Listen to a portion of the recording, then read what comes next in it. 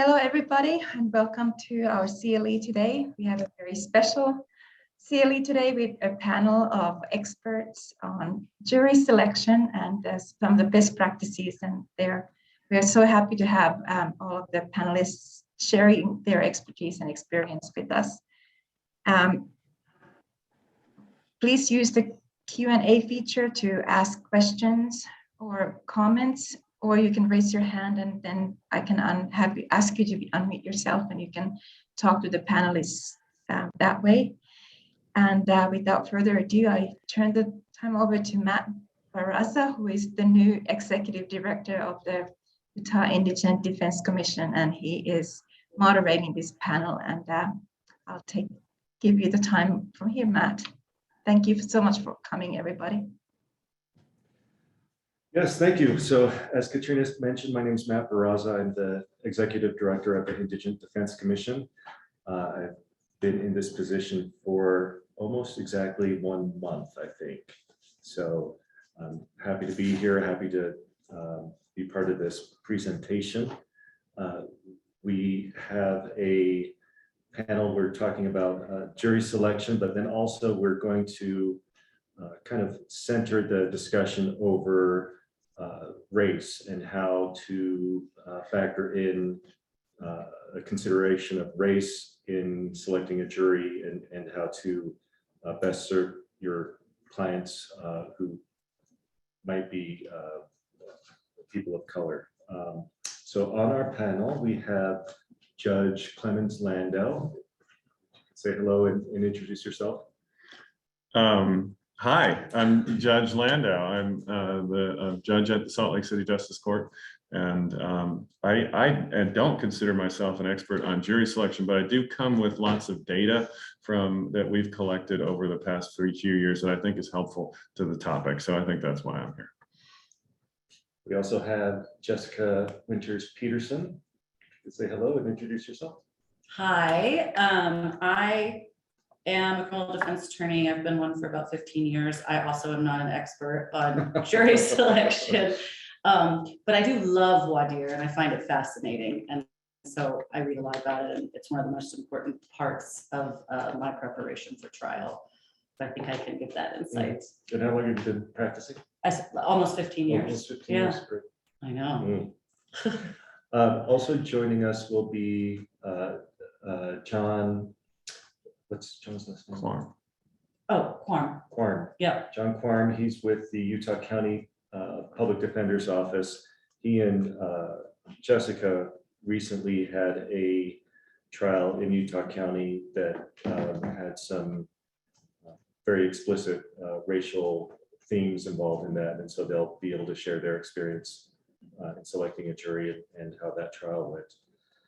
But before we do any of that, we have on the line here Jonathan Puente. He is the director of the Office of Fairness and Accountability with the Utah State Courts.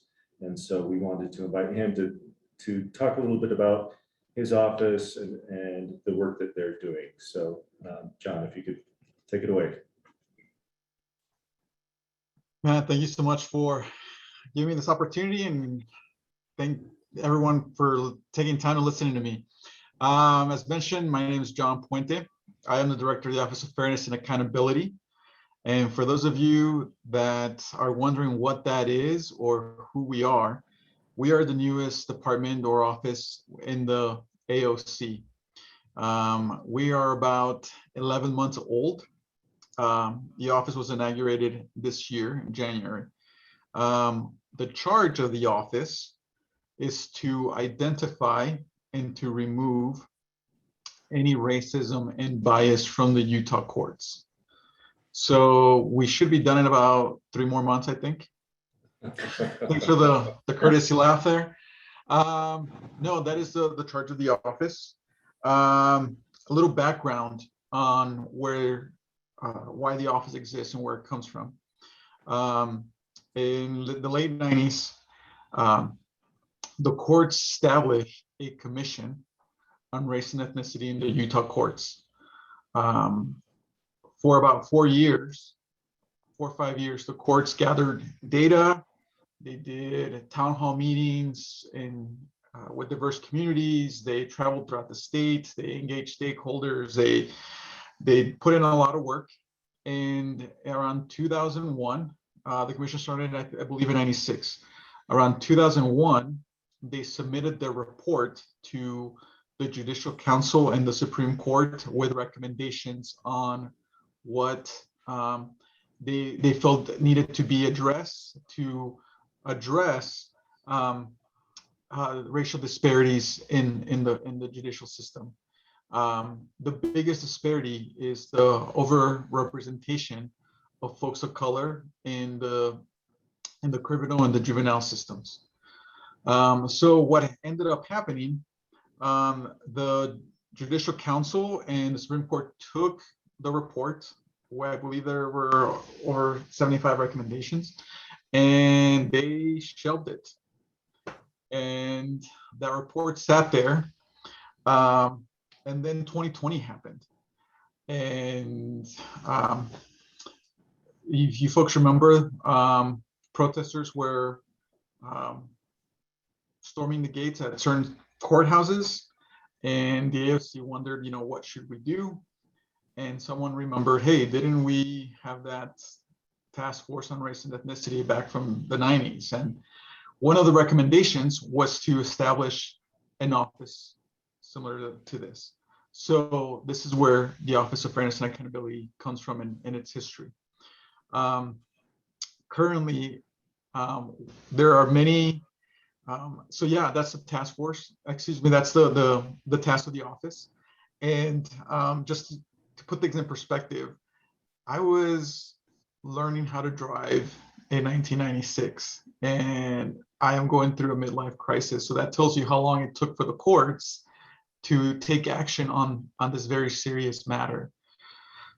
One of the things that we have tried to do since starting is basically establish baselines, see where the gaps are, so we can make data-driven policy decisions on mitigating and remedying this any disparity dealing with race and ethnicity. We have developed a couple of programs. Our biggest one that we are starting, and this is how I met Matt, is we are in the process of establishing a working group that will examine the data and look at different points along the criminal adjudication process and find any disparity, and then with that data, give policy recommendations to the Judicial Council on how to address those disparities. Data has always been the biggest barrier in addressing this disparity. Truthfully, not excluding the juvenile courts, race and ethnic data in the courts has been, for lack of a better term, spotty and unreliable. So it was difficult for us to address those disparities because, frankly, we didn't know who was who. We found a workaround that, and now we are going after the proverbial dragon. We've assembled a working group to do this, and we hope to really make some systemic changes in the system. So that's in a nutshell what the office is. Honestly, sometimes I feel like I was given this ball of yarn, and you have to unravel it and see what the courts needs to do and focus on. And frankly, juries is part of that. Again, we are trying to make systemic change and create a system that is equitable for all of Utah's communities. We want folks from whatever demographic marker, whatever demographic community, whatever part of the state they're from, when they go to court, know that they are going to be heard, that they're going to be respected, that their background will not be um, something that affects negatively the outcome of their case. And just by the data that we have now, we recognize that that's not the case. And we are embarking on repairing that and remedying that. We recognize it's not going to be easy, but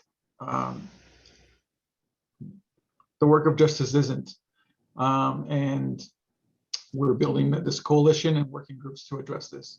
So this is the OFA, and I'm looking forward to working with you. And if you have any questions, as always, please feel free to reach out. Well, best of luck with that Herculean effort that you have in front of you, but we are here to assist in any way that we can. I think as public defenders, we share in that goal in trying to achieve more justice in all its forms throughout the system. So anything that we can do to assist, please let us know. Yeah, and I got it mentioned, you are a crucial part of mainly this initiative we're developing, using data to work on removing those disparities in the criminal adjudication process. I can't emphasize enough how crucial you are. Right. Well, with that, let's turn to our discussion. Thanks again, John. Please feel free to remain, and if you have any comments or yeah, someone asked a insights. question. What type of authority or oversight do you have in any court? So I report to the Judicial Council and to the Supreme Court. So our rule describing that authority was just approved a couple months ago. Right now, because we are fairly new, we are still working on establishing those baselines. Once we know where the weak spots are, then that's when we will start making those policy recommendations to the courts. Ultimately, the Judicial Council has final say because it's by statute on my recommendations. And we are also establishing a committee to support the office. So the recommendations will be taken with the depth that they are given. So it won't be like last time where things are going to get shelved. So now we're here by rule and giving those recommendations by rule. I hope that answered the question. Okay, great. So I want to start with the discussion just to try and set the table. You know, we're talking about voir dire and jury selection, and I want to start with a broader question as to why does diversity on a jury even matter? You know, what effect does it have? Why is that something that we need to pay attention to and how does that benefit our clients? So there was a study that was done back in 2006 that wanted to address that issue and to have some evidence to kind of to ferret out that question. I've shared that with the group. Does somebody care to kind of summarize the the study itself? No? Okay, well, I'll do that then. So what they did is We vote for you. what they did is they actually used an actual jury pool to select these participants in the study. And they formed two groups, one that was all white. Well, not two groups. They had multiple six-member juries that they created, mock juries. And with one group, they were all white jurors.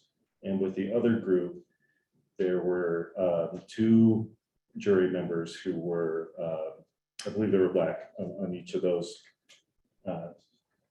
juries that they assembled. And from there, they further analyzed it by asking voir dire questions that were,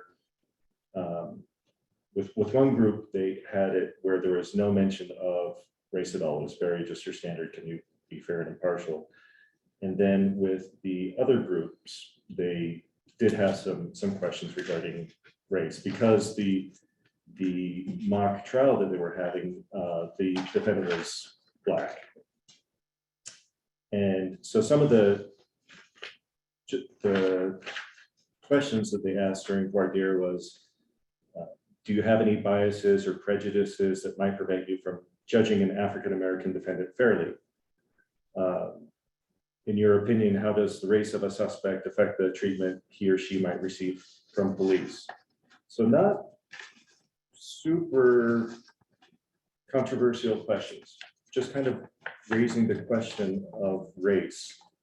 And what the study found was, just by raising that question up front, the juries, whether it was an all-white jury or whether they had more diversity on the jury, they were more likely to find the defendant not guilty just by raising that question during voir dire. So both the all white jury also? Okay. Yep. Yeah, I think when that question was raised, the white juries were, it was a 60-40 split. But then the study also found that by having the African Americans on the panel, the jurors, the deliberation took longer. Like they had a more robust discussion after they had heard the evidence, and then also they were more likely to acquit when there was a diverse panel there. So at least with this study that was done, there is some empirical evidence to show that having a diverse jury matters if you have a client of color, and if nothing else, that the jury will spend more time in that deliberation and be more thoughtful than they might be if it were not a diverse jury. So that was the summary of the article. What do you? So make sure you get your judges to include those questions. Well, and so that's a really great follow-up, in that, you know, those were very Mild. and kind of innocuous questions, but they made a difference. So what is your approach when doing voir dire? I mean, I know that sometimes, at least, you know, some attorneys might be a little hesitant to even bring up that issue. So I wanted to speak to what the article was saying too, but I think this goes along with the question. I think we are normally, maybe I shouldn't speak for everyone.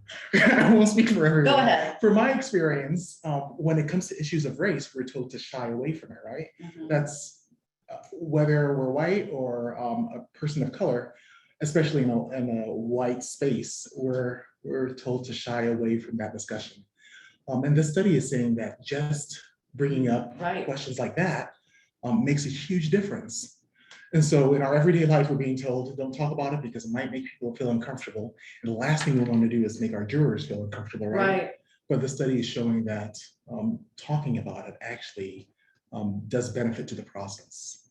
It sort of primes them, I guess, you know, to be aware of the issue. Those were very mild questions. Mhm. Do you want John and I to save our Yeah, well, till the end? But and it's interesting because we we are seeing in real time this play out with the Arbery case Right. that created some headlines because they were asking about, the defense attorneys were asking the jury pool or the veneer, how many of you thought that the Confederate flag was racist? Mhm. And so that, I mean, that's like, compared to these questions, those are, I think, very charged questions. And we saw that most of the Black potential jurors who answered affirmatively to that were stricken from the panel. So Who's left? If you're allowed to ask that question, strike everyone that says one way. You theoretically are allowed to ask Right. the opposite question and strike everyone that thinks it's not racist, and then there's no one left in the room. Right. So what? Yeah, I mean, that's a really unusual way to run for it here. Yeah. And noting from the article, it was, I guess it's important for us to know what their answer is. But I think one of the takeaways from the article too was that it's really important that we just bring it up, Right. regardless of what the answer might be. Right. As long as it's on their radar, they will, deliberations will be different and the outcome will likely be different too. And I know there's that study. I think there's also studies about the risks of talking to predominantly white people about this topic, because not all white people are too sophisticated when it comes to this topic. And there is kind of a sense that if you're not that sophisticated, you might misinterpret what's going on. Like when this comes up in a discussion about bias, you might think, and I've had this experience, well, the judge thinks I'm racist, so now I'm a little annoyed. And you don't want your jury to get annoyed around these issues, because we do have a lot of sensitivity and people not wanting to talk. And so one of the things that I can show, I'm going to share my screen the old school way. And so that's our composition, right? That big pie is white people. That's gone In from Utah? in Salt Lake County. Okay. So that's gone from about 87% to about 83.5% now post-pandemic. So the pandemic is doing good things for our jury diversity, because we're getting more access. Texas is seeing this, and we're actually seeing it in our numbers too. But at the end of the day, most of that pie chart is still white people. And guess what else? This is cool. And this would have been way better. And this is really trippy when it's in full color. This is the zip codes that our Salt Lake County juries come from. So they are like all over the county. This isn't mostly people from Salt Lake City. We're getting 0.3% of almost every zip code throughout the county. So you have to kind of brace yourself for that on jury trial day, because you're going to look up and you're going to see a lot of white faces. And if you're in Salt Lake County, they're going to be from all over the county. I mean, just perfectly distributed Wow. from all over. So that makes, I think, talking about race a real challenge. And so that's, I don't need to talk the whole time, so I'll turn it back over. So, Judge, how do you try to, what's your approach in educating a jury, kind of setting the tone? Do you have a practice as far as that goes? I mean, or do you leave it to the attorneys to figure that out? And as you know, our practices have changed a lot. So we had a pre-COVID practice when everyone's in person. It's a much different space, right? Everyone's there, and we can try to get them to interact with one another. And one of the tricks there, and throughout, because I know there are some studies that say, look, studies around jury decision making, that if you put race front and center for the jury, that the outcomes actually get worse for the person of color who's a defendant. That the outcomes actually get worse because people say, I'm going to prove to this judge just how not racist I am. I'm going to say guilty, but for a different reason. So this is, I think, why every article on this topic says, if you're going to start instructing the jury on race and you're going to start bringing this stuff up, you better know what you're doing. You better be presenting it in a way that everyone in that room can digest without, without having kind of a knee-jerk reaction about this guy thinks I'm racist, so I'm now in a heightened state around this topic. I'm going to do even worse when it comes to my decision making later on because I'm starting the day off annoyed. One of the things we did beforehand is Traditionally, I think everyone used to go around the room and everyone introduced themselves and how many kids do you have, just to kind of break the ice, tell us, something funny about your life or something interesting about you. And what we started doing was just going around the room and saying, give me a circumstance where you made an assumption about someone that turned out not to be true, and I would lead with an example, and then we would all kind of share things. And I think that set the tone in a way, because everyone started the day from a place where you could say, look, I've made mistakes about people before, and jurors are incredible. I mean, there were some very brave jurors that would stand up and say, I'll tell you an example. And Judge, just bear with me here, but we were building a house, and we had a predominantly white crew running the house, and then we had a predominantly Latino crew building the garage. And Judge, I'll tell you that I assumed that the house was going to be perfect and on time, and then the garage was going to be perpetually delayed. And the opposite happened, Judge. The garage was perfect. They were always on time. It was done exactly the way it was supposed to do. And then the light, and that's that. Even just that story, like for someone to share that on the record, is pretty remarkable. So people are able to talk about this stuff as long as you create a really safe space, and that's frankly hard to do on WebEx now, so we don't do that anymore. But I do try to follow the ABA materials on talking to jurors about implicit bias. So just giving them strategies for wrapping their head around that concept, and also just making them comfortable that this is something that affects me as a judge, and these are the strategies that I use. Just to make it approachable. Well, you mentioned, COVID and some of the limitations that we're all dealing with and adapting to. Have you seen any pre-COVID, post-COVID differences in what kind of demographic you're seeing in the responses to jury duty? And again, we are seeing, and I'd be curious, because you guys are out there doing it around the state, but in our juries, and I'd say we've done about 25 juries post-COVID. We're, again, the stats are just telling us that we have about, we used to have 87% Caucasian, and now we have about 83.5% Caucasian. So that's a pretty decent move. And I think then the next question you have is, well, what's happening? And we have this kind of recent Utah Supreme Court decision about Batson, and there are a lot of questions, kind of like the question you mentioned about the Confederate flag, that are kind of, have you dealt with any profiling in your life? That's a race informed question. So you're going to have very different experiences on the white side of the aisle than you are going to have on the person of color side of the aisle. But that's a race neutral question under the case law. So these are challenges, I think, even when you diversify the whole pool, like what are you doing with the diversity once you're there? And I think that's another important question. I think the one thing I can share, I think that's really good is COVID's gotten us to do these questionnaires. I think I don't know anyone that's is anyone still experiencing paper questionnaires on the day of a jury trial? In John and I's, it wasn't paper. Yeah, we didn't get them in advance. They printed them out and gave it to us. Okay. And I don't know how the third district's doing it. I believe they're doing it with SurveyMonkey, and you get the answers in advance. And what we do is we have a similar program, and I think we endeavor to get attorneys these questionnaires, and they're very detailed, 2 to 3 days ahead of time, so they can actually spend some meaningful time with these answers. And I'll give you I'll again share my screen here briefly.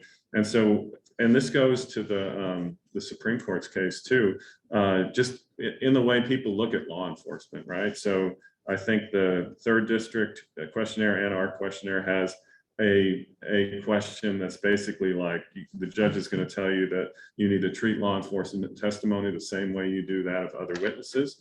Are you able to follow that instruction? And I pulled a snapshot. These are of our May responses. And so I'm frozen here, so I can't tell. So you see that? Lower. Lower. There. Okay, so the big chunk of pie here is people that just put yes, because I think if you ask the question that way, you're primed. Is that questionnaire, is it open-ended or is it select? That's Oh, what you're I'm gonna getting get to. there. So if you ask the question this way, which is a very common way to answer, this There is you so go. time lag, but I can't tell. Then you're gonna get 35 people out of about 400 raising their hand and saying, yep, I'm not gonna be able to follow that instruction, Judge. Even if you tell me to treat them the same, I'm not gonna be able to do it. And then if you ask the question differently, we do this later on in our questionnaire, where you say, you know, how do you perceive law enforcement officers as compared to other people in your life? Do you perceive them as more trustworthy or truthful, less trustworthy or truthful, or about the same? And then, so you can kind of remember that we had about less than 10% chime in on the other question. On this question, we get over 100 people chiming in and picking those alternatives, right? So you can see 60 people now said we think they're more trustworthy. 40 people said they're less trustworthy, and then still 300 say they're about the same. So radically different response to the same topic material, just based on how the question's asked. And I think COVID gives us this opportunity to get way more sophisticated about these questionnaires that we're asking, because we just easily collect that data now. So now that you have that, you know, maybe perhaps a more honest answer, how do the attorneys usually follow up on that? Or do you do follow-up questioning during jury selection? How does that play out? Yeah, and we do. I can't say that, I think everyone's still getting used to how to do this well. But we'll do follow-up in individual sessions. And this can be, I think, a little awkward for the juror, because it's hard not to phrase it as you answered a questionnaire and it's like 6 weeks ago, you don't remember what was on that questionnaire, and you answered X to this question. Why did you do that? And most jurors just shrivel and they just say, oh, I think I must have misunderstood, because they're focused on getting the right answer. And I'm constantly saying, look, guys, you're not on trial. We want you to give us your real view about this important topic. And so I think the biggest chance of actually getting the truthful response is when they are sitting at home and just filling it out, because once they're in that pressure-filled circumstance, they're more likely to just say, oh, I misread it, I think, Judge. And what I really meant was I can be fair to everyone. It's not a for-cause challenge necessarily, but it's something that people can bake into their challenge work. But so are you doing these follow-up questions individually then? Yeah. Because I think, you know, before times, Yeah. there was some value in doing this in front of the group, right? So as a defense practitioner, you could follow up with an individual, but you're, you know, broadcasting the message to the rest of the jurors that Right. maybe you don't want them to think that way. Yeah. Right? How do you, as defense attorneys, handle that when you're dealing with people individually? In before times, like you said, like Well, pre-COVID or now? Or now, yeah. Well, I mean, in the one, what has become clear to me is that there is no uniformity in the way that voir dire is being conducted throughout the state right now. And if you're lucky and you have a judge like Judge Landau, who's aware of all of these issues, then it can go, you know, extremely fairly, and you have a better chance of picking an unbiased jury. But if you have a judge who either doesn't buy into these concepts, isn't aware, doesn't want to go there, then, you know, you're much more likely to not get honest answers from people. The way we did it in our trial was we were able to, Judge Johnson in Provo let us add a few questions on race, and then we were able to draw in individually those jurors on WebEx and ask them questions. But I think something that's been brought up a few times that I think is really important, and John and I could talk about, is you can ask the questions about race, but we as practitioners, it's not, I mean, the study shows if you just mention it, then it could be helpful. But I think also there needs to be so much thought put into how you're asking the question. And like Judge Landau was saying, there are some studies that show that white people, you know, get all put off by it and defensive, and you might get a worse result. And so John and I can talk about that later, but that is something that I think each of us need to examine is who are our prospective jurors and how are we going to ask the question so that we get the most honest answer, not just, a basic straightforward, you need to do more and think more about how you're actually phrasing it and what result you want to get for your particular set of facts Well, in your trial. so let's turn to your case as an example. So just tell us a little bit about what the allegations were, and how that affected your approach to selecting a jury in your case. You want to go? Certainly, yeah. So there, we had a young African-American man, our defendant, who was charged with shoplifting, possession. But the one charge that we're most concerned about was assault on a police officer. With intent to kill, With intent, basically. yeah. Yeah. And so we had a white police officer, a black male defendant. This situation happened last summer, so summer of 2020, right? August of 2020. And it happened at a Walmart down in Utah County. So those are the basic facts. Yeah. I want to get into all the uncomfortable stuff that occurred between me and you, right? Certainly. I mean, and so I reached out looking for co-counsel and John responds that he wants to. I had not met John. I Googled John. I saw that he was Black. I thought, great. When John and I first had our first conversation, we had not met in person. And John said I was telling him about the case, and John said to me, Jessica, I have to tell you I'm Black. And I told you I was going to put you on the spot and ask you to explain sort of, to give some perspective of why you felt that you needed to, tell me that, because I guarantee, as most of the white attorneys, you have never felt compelled to tell co-counsel that you are white. Certainly, yeah. And so I felt like I needed to bring that up, not knowing that Jessica had already looked me up and seen images of me online and all of that. I thought it would affect the case. I thought it would affect how the jury saw our team and saw our defendant. For all of us who've been to law school, which is probably everyone online, we've been told that if we have a defendant of color, there are particular ways that we can help them out, right? We can fit them up with glasses so they look a little more intellectual. We can make sure that they're dressed right. Hair might be something that we want to take into account if they're African-American. We do what it takes to make sure that they come off well in front of our juries. And we're down, and this case was down in Utah County. So our jury was anticipated to be mostly Caucasian, mostly white, right? Right. And so knowing that about defendants in my practice, I know that might be true for me too. So as a Black attorney, there are things that I feel like I need to do to make sure that I present well in front of a jury. I need to sound articulate. I need to sound, I wear glasses to all of my trials, which I did in this trial, so I could come off a little more, I could come off intellectual, right? And I know the way that I look and the way that my defendants of color look. If a juror feels like they can connect to them, I know that's going to be important. And that skin tone already probably does them and myself a disservice sometimes, especially in the county I practice in.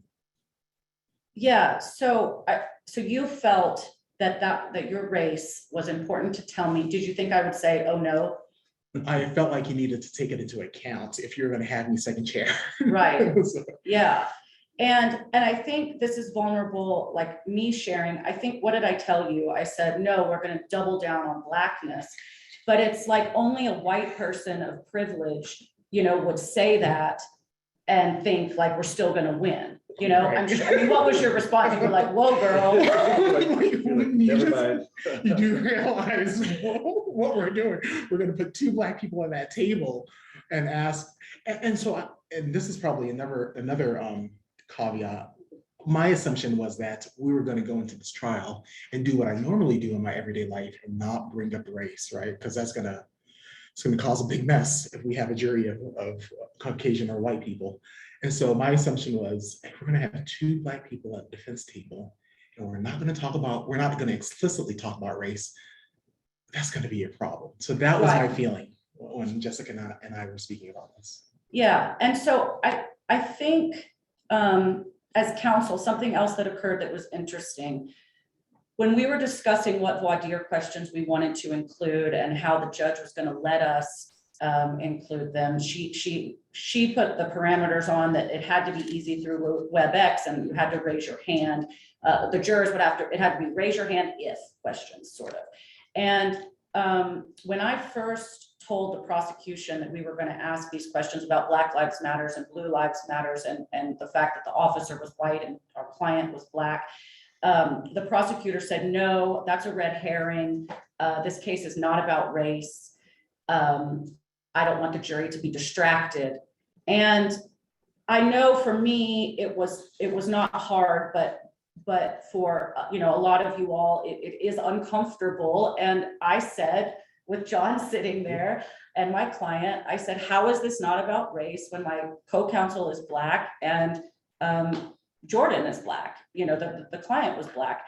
And the prosecutor was very uncomfortable at the pushback.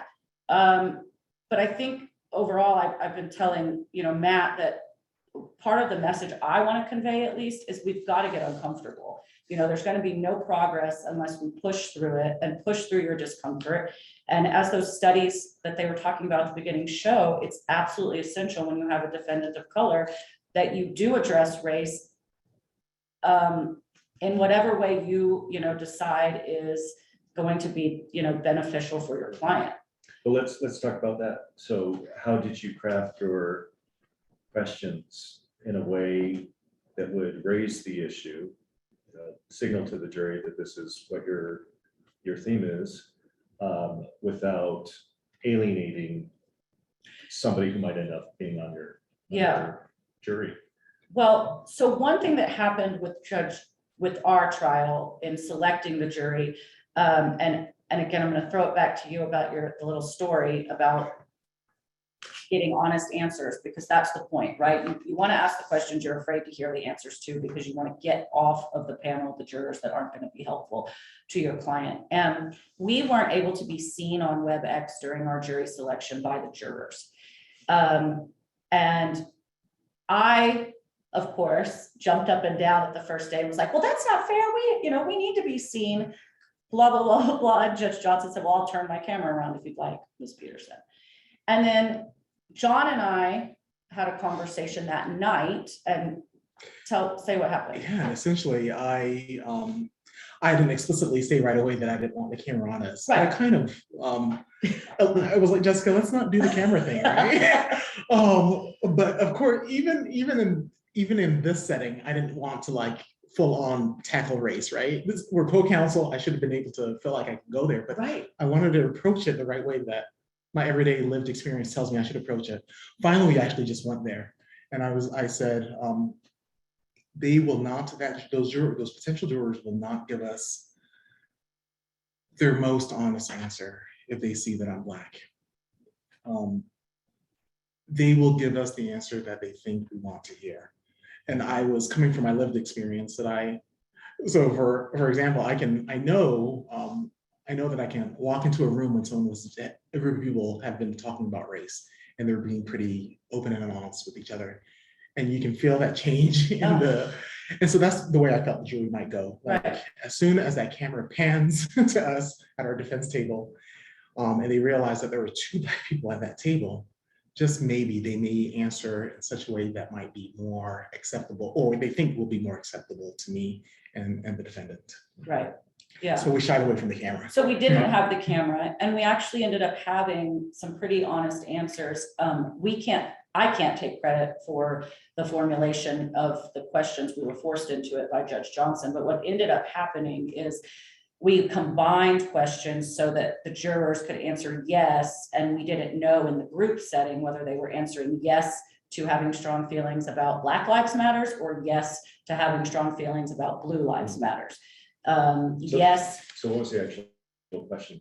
Raise your hand if you have strong feelings about either the Black Lives Movement or the Blue Lives Movement. Yeah. And then we marked, obviously you mark them down and you pull them out and you ask. And yeah, we got all over the map. Some people, equated Black Lives Matters to, destroying the country, terrorist type of thing. And some were very supportive of Black Lives Matters. I think the discussion was more around Black Lives Matters, and people didn't really identify with Blue Lives Matters. But we were able to, get a lot of information from that. And I think we actually, the other thing, in asking those questions, I think we gained confidence as it went on, because we realized that there were people that we were able to impanel that were sensitive to the racial element. And, that's an unspoken thing, but when you're doing a multi-day trial, it matters. And I think we were aware in that instance of not putting white jurors on the spot. That it worked to our advantage where they weren't, we weren't asking them, do you have a Confederate flag? Do you feel like you lost some Yes. great potential jurors who were stricken because of that? I mean, how did that play out?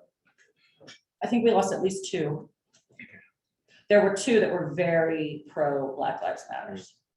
And the prosecutor was then grateful for me including those Right. questions, because they struck them. Yeah. Were there people that you struck based on Yes. that? Mhm. So it was, Yeah. But I think more surprisingly, that what I remember is that I actually was filled with hope. I thought, oh, this is good, because when we first looked at the jury, like Judge Landau was mentioning, the first 20, a lot of them said they would believe the police more so than, our defendant. I wanted to also talk about it, what John was mentioning about our client, and knowing that he was Black and he was going to come off a certain way to the white jury. I would not have been aware of some of the things without having a person of color as my co-counsel, like the glass, you said get glasses, and it's frustrating, right? Because what we're doing is we were trying to make Jordan less Black, like his hair. You went in and you told him he had his, his hair a certain way, and John went in and he was like, dude, you gotta right? We gotta take Can care of you- your hair. Yeah, And he understood. He got it. He lives in this community and he understands. yeah, and so it's stuff that's frustrating that you don't want to do. There's probably a moral component whether we even should be doing that, but our goal is to win and get an acquittal. And I don't know. I mean, that's an interesting philosophical question. How to dance around making someone less Black. And to be To fair, win. maybe even just less stereotypically Black, right? Exactly. 'Cause, Yeah. Right. I mean, Jordan, if I remember right, he did wear glasses sometimes. Yeah. But he didn't have his glasses while he was in custody. So Right. we're just like, We made him wear glasses. Right. Exactly. What the white jury would it? would think. Yeah. Yeah. Yeah. Do you want us to continue? I have another thing to say. Sure. So something else that John and I talked about, and this goes to voir dire generally, but also with race. You've got to know your theory and your theme before you start selecting the jury, because that goes to who you want, and it goes to how strongly you are going to have to talk about race or not, depending on your theory or your theory and theme. And for us, ours was perception, perspective, and point of view, and that those were the things the jury would see, mattered. And it was that this young cop, his perception was incorrect on, that Jordan was trying to strangle him. And so that's something, that we subtly, I guess, wove in bias by saying perception, point of view, perspective. But it primed everyone, I think, to be thinking about, the young officer in the context of, George Floyd's murder, responding to a call of a young Black man that was running from him.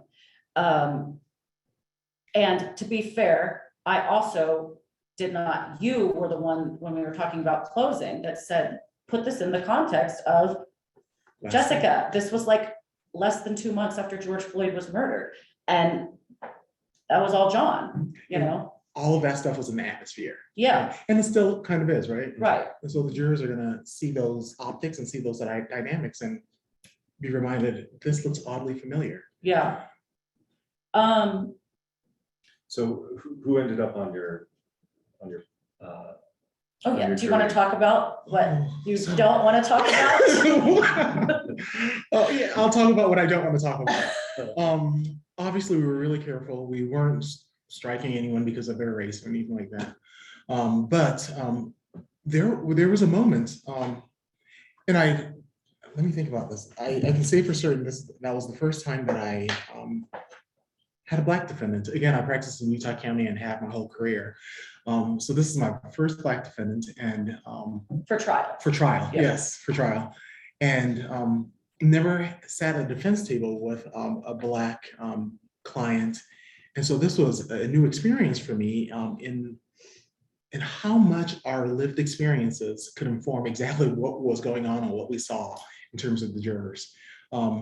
There were moments where, and we didn't always agree, but there were moments where when we did agree, it was just like, were you just reading my mind? There were jurors at the very sight of them, and sometimes just when they spoke and how they directed their speech towards us, we automatically were like, yeah. And we didn't even have to articulate what we were thinking. Jordan and I would look at each other and it was like, yeah, we both get it. We know how that person would perceive someone like Jordan. And so we wanted them. Is that what, I know I didn't go. Yes, but I'm going to. Imagine. So we ended up getting 2 people of color on our 8-person jury in Utah County. 1 Latino man and 1 Black woman. And we got an acquittal on the charge we wanted to get an acquittal on fairly quickly in like an hour-ish.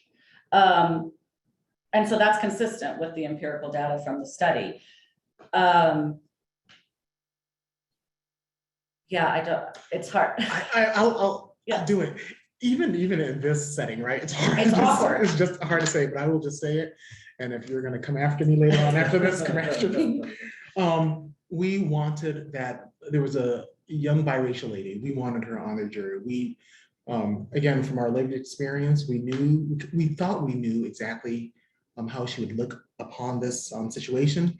And she would use her lived experience to inform herself on her decisions, right? And how she was taking things into account.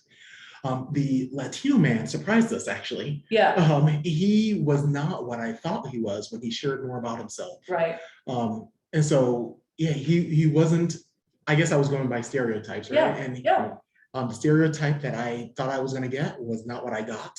So I don't know exactly where he was at when they were deliberating, but he ended up on the panel too.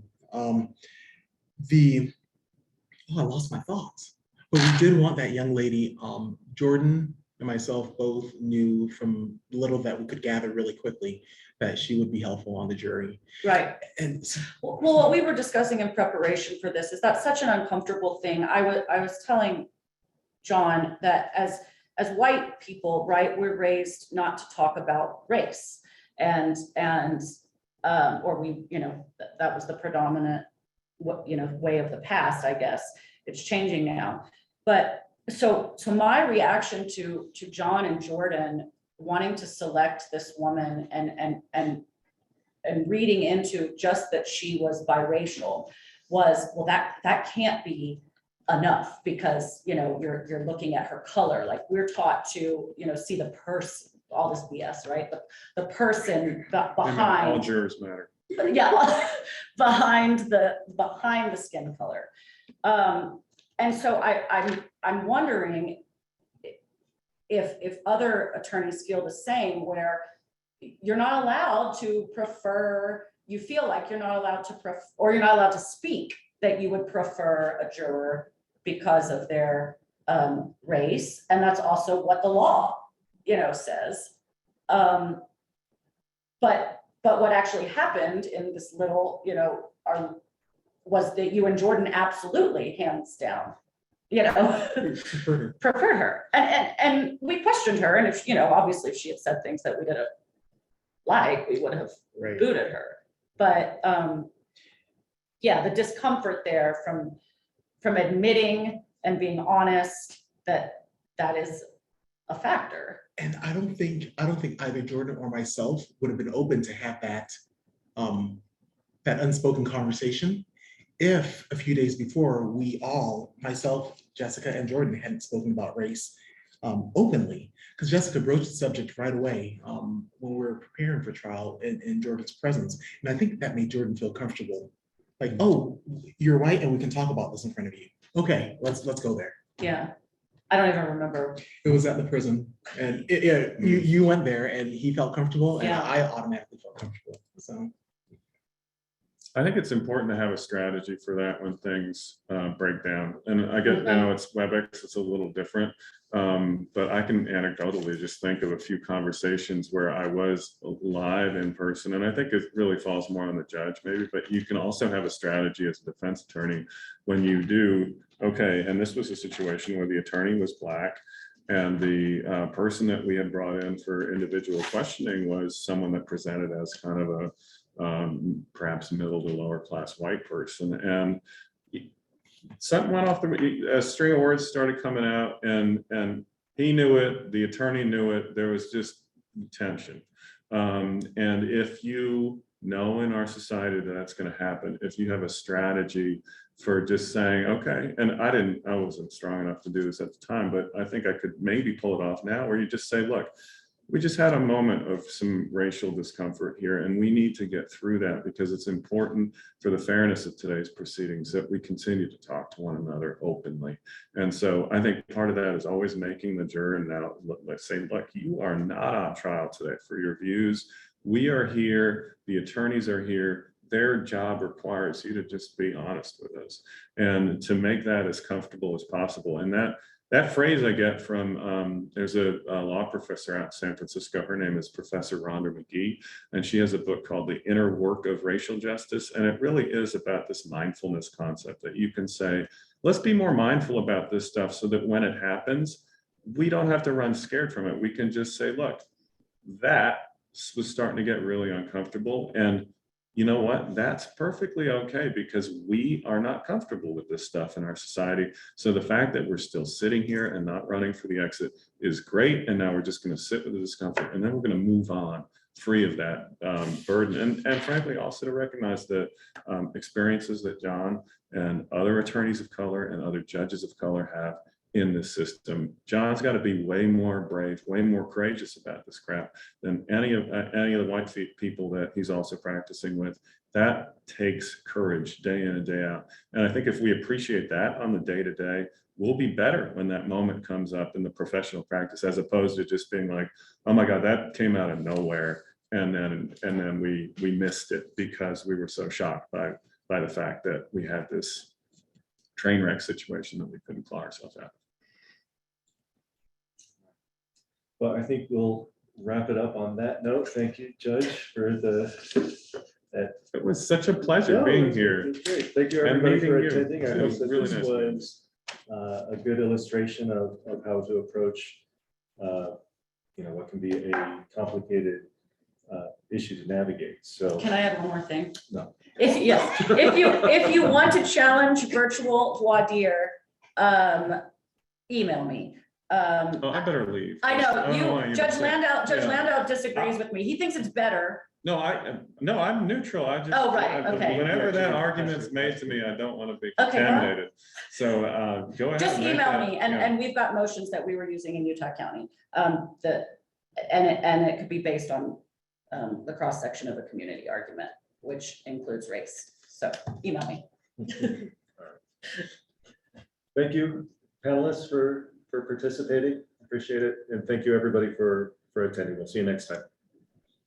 Thank you again for everybody. And our next CLE will be December 3rd on sex cases. So we're keeping these hot topics on the table. So look forward to seeing you on December 3rd for our next CLE.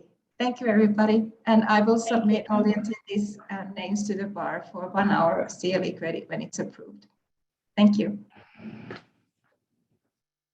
Thank you so much. Good seeing you again.